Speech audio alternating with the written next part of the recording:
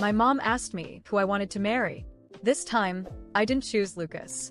Instead, I chose his younger uncle, Daniel. Her reaction was instant. Her gaze turned sharp and full of disbelief, as if I had just slapped her across the face. After all, everyone in the city knew that Lucas and I were inseparable, practically glued together since childhood. For 10 years, I had chased him and made it clear I wouldn't marry anyone else.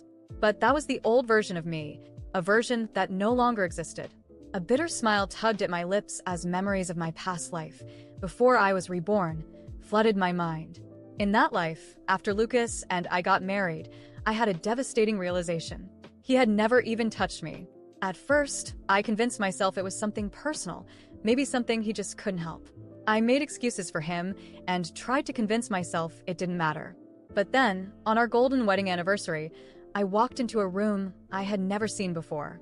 It was locked, hidden, and filled with photos of my cousin. That's when it hit me. It wasn't that Lucas was asexual. He simply didn't love me. Now, in this second life, I was done wasting my time on someone who would never love me back. I decided to let them be together once and for all. But as I walked down the aisle toward Daniel, Lucas's face turned pale, and he completely lost control. 3 days after my official engagement to Lucas, I ran into him at a party. Naturally, his friends spotted me, and of course, they couldn't resist. They were already laughing, clearly having a field day at my expense. "Lucas, look who's here." Your little shadow showed up again. One of them called out with a grin. "Bianca, you're already engaged to Lucas, and you're still hanging around him. Shouldn't you let the poor guy enjoy his party before tying him down?" Another chimed in. When Lucas saw me, his annoyance was written all over his face. "Bianca," he spat, "are you really so desperate to marry me? You didn't even bother to get my approval before locking down this engagement, and now the whole city is talking about it. You've got some nerve." His disgust hit me like a punch in the gut. I had to take a deep breath and steady myself before saying anything. "I didn't need your approval. I'm not marrying you." The room burst into laughter. Lucas's friends practically doubled over. They laughed so hard that, of course, they couldn't resist piling on. "Lucas," one of them shouted, "you better watch out. Your fiancé is about to pull another stunt to get your attention." Lucas just shook his head, looking more and more annoyed. "Bianca, now you're trying to play hard to get." I couldn't help but smirk. "With your family? If I'm not marrying you, who else would marry you?" He leaned in closer, his voice dripping with sarcasm. "Don't forget, you've been saying since we were kids that you'd marry me. The whole city already thinks you're mine." Then he whispered, "I'll let this engagement slide. But don't forget, sure, I can give you a big wedding, but the marriage license? That's only for the one I actually want to marry." I froze. In my past life, Lucas had followed through with his family's plans at this exact moment, and we had registered our marriage. Could it be that he had been reborn too?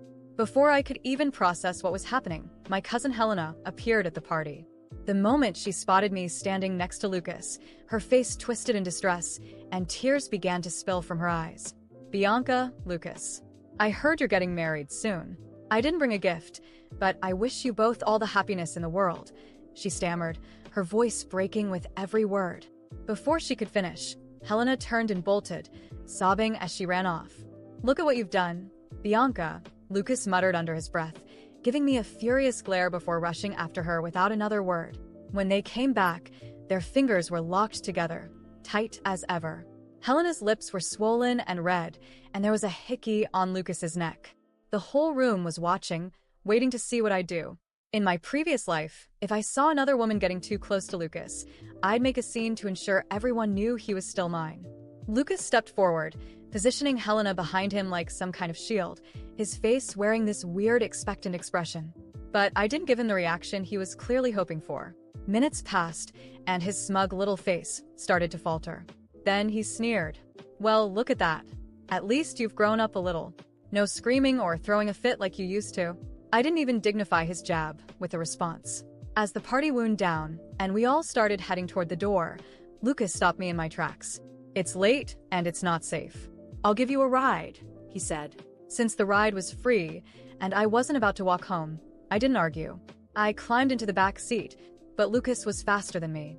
He blocked the front passenger seat and said, "You're sitting in the back." With that, he gently helped Helena into the front seat like it was the most natural thing in the world. "I'm sorry, Bianca," Helena said with feigned concern. Lucas is just being protective. He's afraid I'll get car sick. I didn't say anything. I just slid into the back seat, exactly where I had planned to sit in the first place. The whole ride home was just Lucas and Helena talking and laughing like they were the only two people on the planet. At a red light, Helena teased Lucas, asking him to help her with some lip balm. They exchanged this look, and I swear the tension in the air thickened. Suddenly, Lucas whipped his head toward the rearview mirror, like he just remembered I was in the car. When his eyes met mine, and I pointedly stared out the window, trying to ignore them, his expression faltered for a moment. For a moment, I saw raw anger flash across his face. Then, before I could even process it, he slammed his foot down on the gas pedal. When we pulled up to my place, Lucas did something I really wasn't expecting. He grabbed my arm again. "All right, enough with the act," he said, his tone dismissive.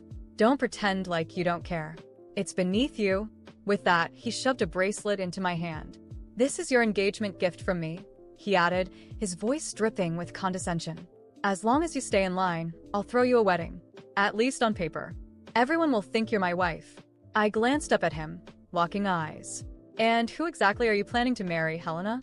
Lucas's face twisted with rage, but there was something almost smug underneath it, as if he was enjoying the chaos he was causing. "I knew it. You've been pretending the whole time," he sneered. "Listen up. Don't you dare breathe a word of this to anyone in either of our families. My relationship with Helena is none of your business. She's kind and fragile. Nothing like your petty little schemes." His voice dropped low, almost a warning. "If you ever hurt her, don't think for a second I'll still go through with this wedding." I couldn't help but laugh. He was too much of a coward to be honest with the Hughes family. Yet somehow I was the one painted as the villain in all of this. I didn't say another word. I just turned on my heel and walked into my apartment, the weight of it all pressing down on me.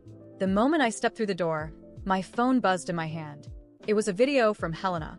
I hesitated before opening it, but when I did, there they were. Lucas gently helping Helena fasten a necklace around her neck. The brand was unmistakable. And then it hit me. The bracelet Lucas had just given me was the freebie that came with that very necklace. They were so close, their necks almost touching. And then, as the camera zoomed in, they kissed. The sound of it pierced the silence of the car. Sharp, intrusive, like a slap to my chest. "Bianca, Lucas must have told you by now. Right after the wedding, he's going to marry me. Legally. Just so you know, without a legal marriage, there's no inheritance rights. Guess it's my turn to become the richest woman in Evergreen City." Helena. She had been reborn, too. It all clicked. Even though Lucas and Helena had no connection in our past life, this time, just days into it, they were already acting like a couple, doing all the things lovers do. It was as if they had an unspoken understanding, as if they were trying to pick up exactly where they left off. I lowered my gaze, memories of my past life flooding back. I thought about when I first married into Lucas's family. Right after the wedding, it felt like everything changed. The company started receiving a flood of partnership offers, landing new contracts left and right. Hughes Enterprises' assets skyrocketed, and before long, they had become the richest company in Los Angeles. The patriarch of the Hughes family was convinced I was the one bringing good fortune to Lucas. Strangely enough, the family seemed to like me more and more with each passing day. They treated me like I was one of their own, like I truly belonged. Despite Lucas's cold indifference, I honestly thought I was happy. At least until I found the photos. One afternoon, my mom came into my room with some surprising news. "Daniel, Lucas's younger uncle, is coming back from Europe in 5 days," she said. I froze, caught off guard. Daniel had never married in my past life, and I certainly didn't expect our arranged marriage to progress so quickly. I vaguely remembered Daniel. One thing was clear, though, he was always a good guy, almost like an older brother to me. Marrying him now felt like it would bring me more peace than tying the knot with anyone else. I wasn't sure why, but the thought of him felt right. The next morning, I was up early, working away in my studio on the design for my wedding dress. I've been sketching out my dream wedding dress since college, when I studied fashion design. But every design I came up with back then had to fit Lucas's tastes. He wouldn't let me use any design elements I liked. Everything had to be for him. But now I was free. Free to design the dress I loved, the one I'd actually want to wear while marrying someone else. A few days later, I finished putting the final touches on my dress and decided to grab a coffee from the break room. That was when I saw Helena's post on social media. The past few days had been an emotional roller coaster with no end in sight. Every time I tried to focus on my life, on the future I was building with Daniel, and on the new chance this life had given me, something or someone from Lucas's world would appear like a cruel reminder of the past, lurking and ready to pull me back. It started when I saw Helena's name splashed across social media once again. Her post flaunted, with typical arrogance, the necklace I knew Lucas had picked for her. The caption read something along the lines of, "When you're special, things just come to you. Thank you, my angel." Of course, the message was directed at me. It wasn't about Lucas, it was about provoking me. They didn't even try to hide anything, acting as if they were the protagonists of a story no one else could understand. I tried to focus on work, on my life, on the future I was trying to build with Daniel. He was everything Lucas had never been. Kind, respectful, and attentive. I could feel his patience as he allowed me to navigate this emotional chaos. But the shadow of Lucas and Helena loomed over me like an impending storm. And that social media post was just the beginning.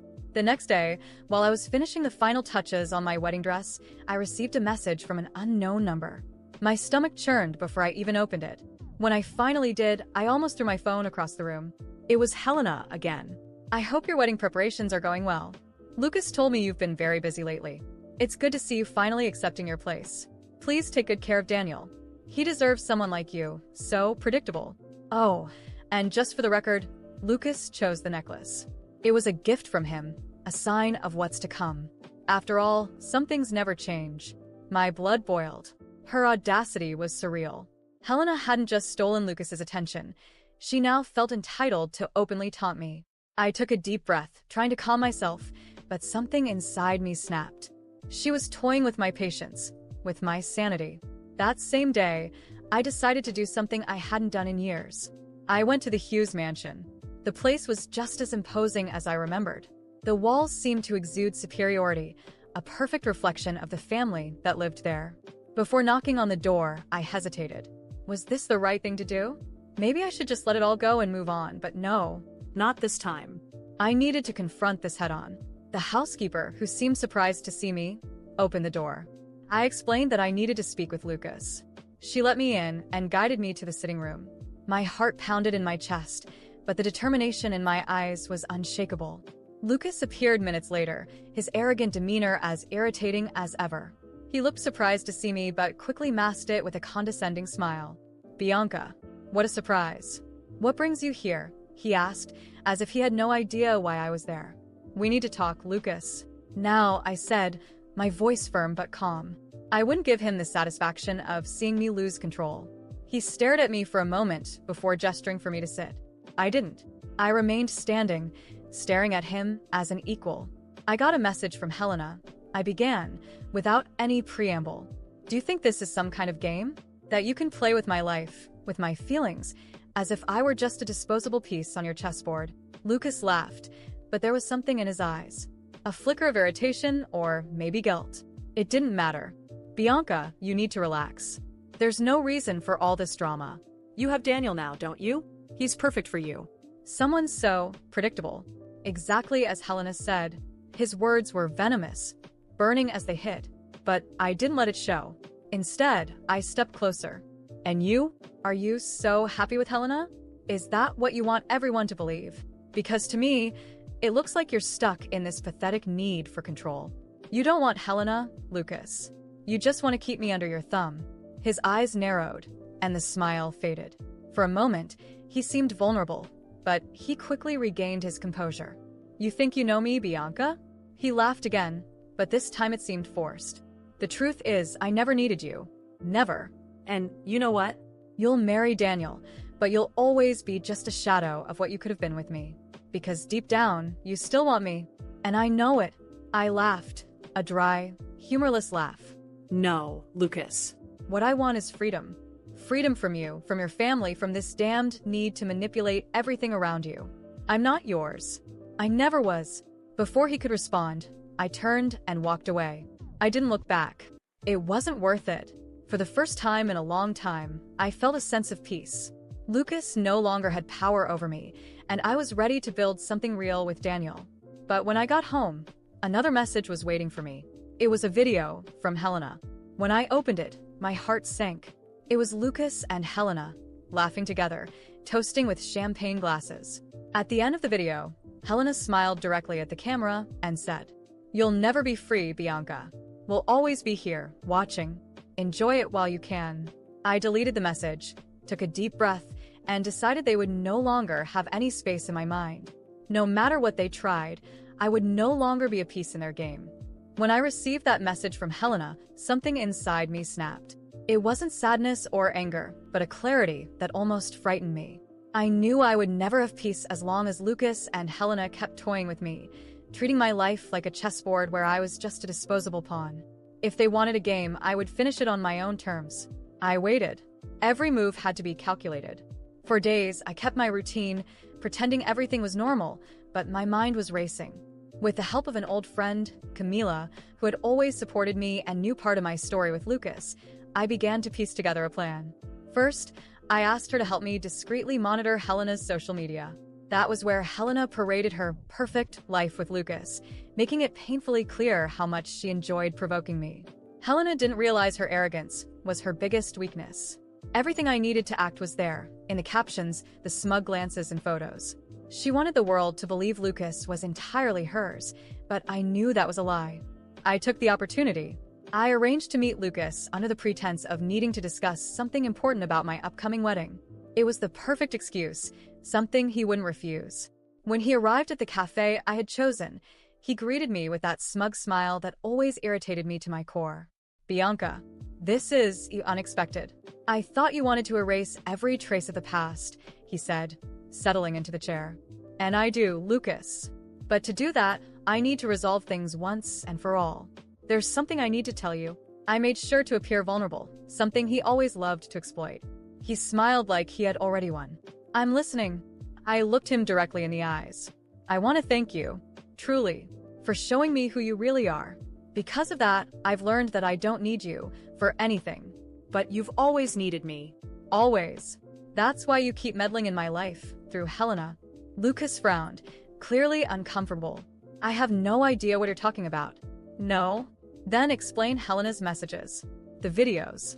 This constant obsession with showing me how happy you two are. None of this has anything to do with me?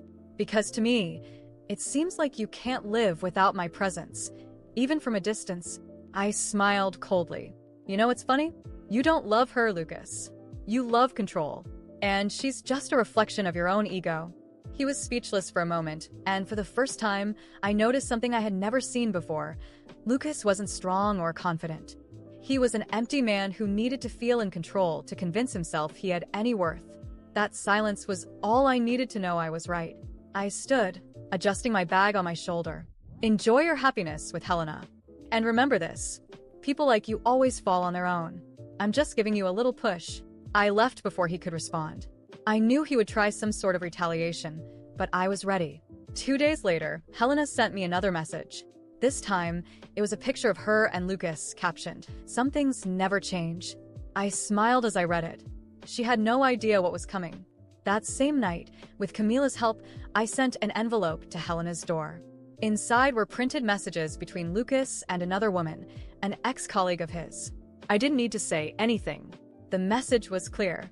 Helena didn't take long to react. The next day, she posted a picture of herself alone, captioned, "Some truths change everything." After that, her social media went silent. I knew she was busy confronting Lucas. And for the first time, I felt at peace. Weeks passed, and Lucas tried to contact me a few times, but I ignored him. My focus was on Daniel and the life we were building together. One evening, while we were having dinner, I received a text from an unknown number. The words were unmistakable. "You may have won this time, but I'll be back. People like us always come back." I stared at the message for a moment, emotionless, and simply deleted it. There was no longer any space for Lucas or Helena in my life. If they wanted to continue their toxic cycle, it would be without me.